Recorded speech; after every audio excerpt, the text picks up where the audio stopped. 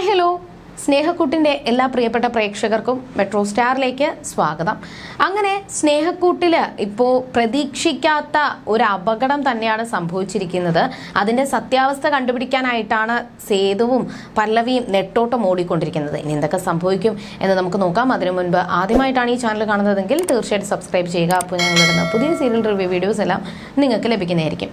അങ്ങനെ ഒരുപാട് പ്രതിസന്ധി ഘട്ടത്തിലൂടെയാണ് ഇപ്പോൾ സേതുവും പല്ലവിയും ഒക്കെ കടന്നു പോകുന്നത്. ഋതുവിൻ്റെ ഒരു പരിഹാസമൊക്കെ സേതുവിനും പല്ലവിക്കും നേരെ ഉണ്ടായിരുന്നു എങ്കിൽ പോലും അതിന് നല്ല മറുപടി തന്നെ സേതു കൊടുക്കുകയും ചെയ്തു. നീ പറയുന്നുണ്ടാവും നീ നല്ല ആളാണെന്ന്, അല്ലെങ്കിൽ നീ ഒരു തെറ്റും ചെയ്തിട്ടില്ല എന്ന്.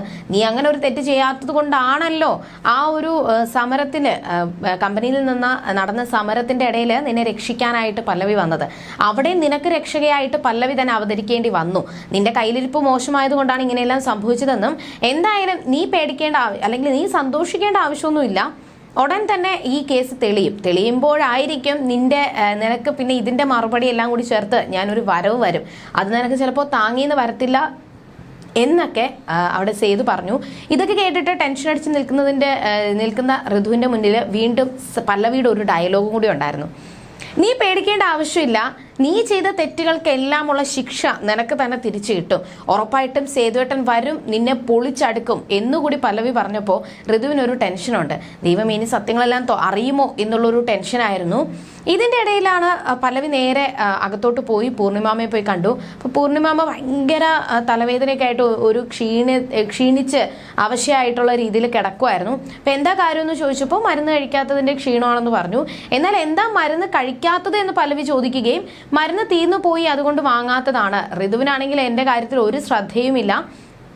അവളാണെങ്കിൽ ഞാൻ മരുന്ന് കഴിച്ചെന്നോ കുടിച്ചെന്നോ ജീവനോടെ ഉണ്ടെന്നോ ഒന്നും അവൾക്ക് അറിയേണ്ട ആവശ്യമില്ല എന്ന് പറയുകയും, എന്നാൽ മുമ്പ് സേതു ആണെങ്കിൽ എല്ലാ കാര്യങ്ങളും അവനോട് പറയേണ്ട ആവശ്യമില്ല, അവ എല്ലാ കാര്യങ്ങളും ഇത് കണ്ടറിഞ്ഞ് ചെയ്യുമായിരുന്നു.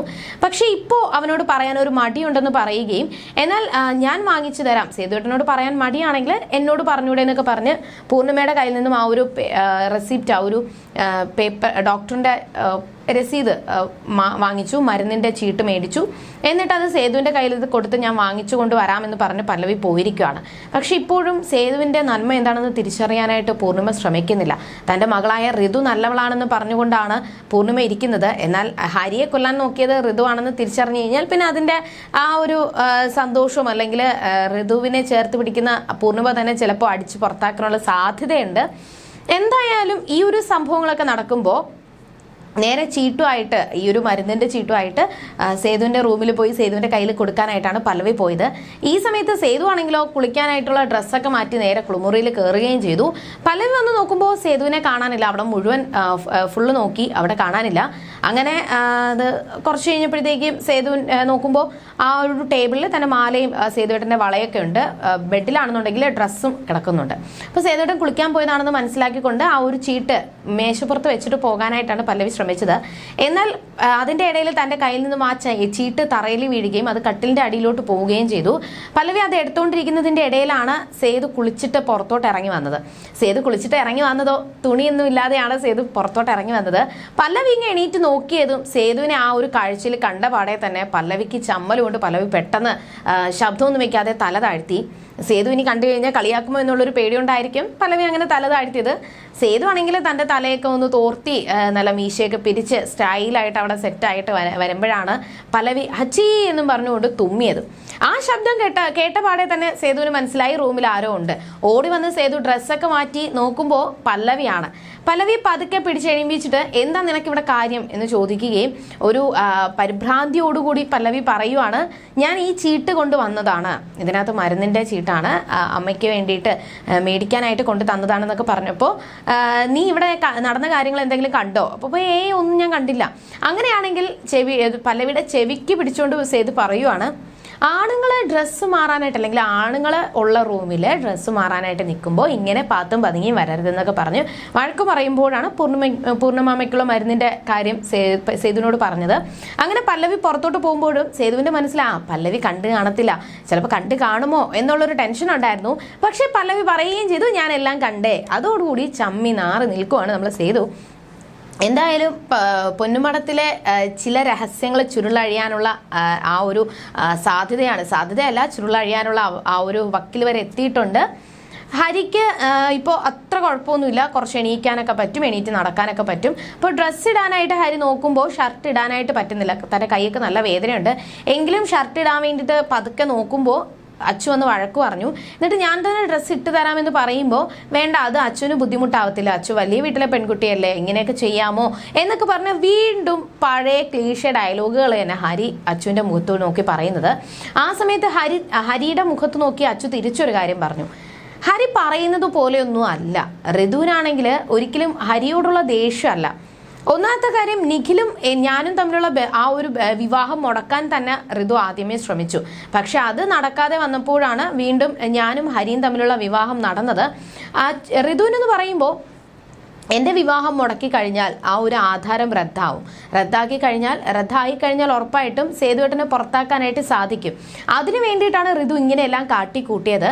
പക്ഷേ ഒടുവിൽ ഹരി എൻ്റെ കഴുത്തിൽ താലി കെട്ടിയതോടുകൂടി ആ ഒരു സാധ്യത ഋതുവിൻ്റെ മുന്നിൽ നിന്നും അടഞ്ഞു. ആ ഒരു വാതിലും അടഞ്ഞതുകൂടി ആ ഒരു അടഞ്ഞതിൻ്റെ ദേഷ്യമാണ് ഋതു ഇങ്ങനെ കാണിക്കുന്നത് എന്നൊക്കെ അച്ചു പറയുകയും കാര്യങ്ങൾ ഹരിയെ പറഞ്ഞ് മനസ്സിലാക്കി ഡ്രസ്സ് ഇട്ട് കൊടുത്തു. അങ്ങനെ ഹരിയുടെ ഓരോ കാര്യങ്ങളും ഒരു മടിയില്ലാതെയാണ് അച്ചു നോക്കിയും കണ്ടും ചെയ്യുന്നത്. അത് ഹരിക്ക് ഒരുപാട് സന്തോഷം തോന്നി. എന്നാൽ ഇപ്പോഴും അച്ചുവിനോടുള്ള ഒരു അകൽച്ച ഹരിക്ക് മാറിയിട്ടില്ല.